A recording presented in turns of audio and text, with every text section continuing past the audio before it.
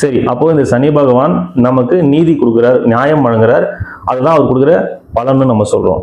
இது எந்தெந்த வழியிலெல்லாம் நமக்கு கிடைக்கும், அது எப்படி நம்ம தெரிஞ்சுக்கலாம் அப்படின்னா, இப்போ நான் ஒரு உதாரணம் சொல்றேன். ஒரு ஸ்கூல், இப்போல்லாம் டீச்சர்ஸ்லாம் வந்து ஸ்டூடெண்ட்ஸ் அடிக்கிறது இல்லை. பட் இந்த சினேரியோவை நீங்கள் அப்படியே சும்மா கற்பனை கூட பண்ணிக்கோங்க. ஒரு ஸ்கூல் இருக்கு, அதில் ஈவினிங் டைம், ஸ்கூல் முடிகிறதுக்கு ஒரு 1/2 மணி நேரம் முன்னாடின்னு வச்சுக்கோங்களேன். அந்த கிளாஸ் ரூமில் டீச்சர் இல்லை, ஒரு 50 ஸ்டூடெண்ட்ஸ் இருக்காங்க, எல்லாம் ஒரு 12-13 வயசு பசங்க. இப்போ அந்த இடத்துல அந்த பசங்க என்ன செய்வாங்க?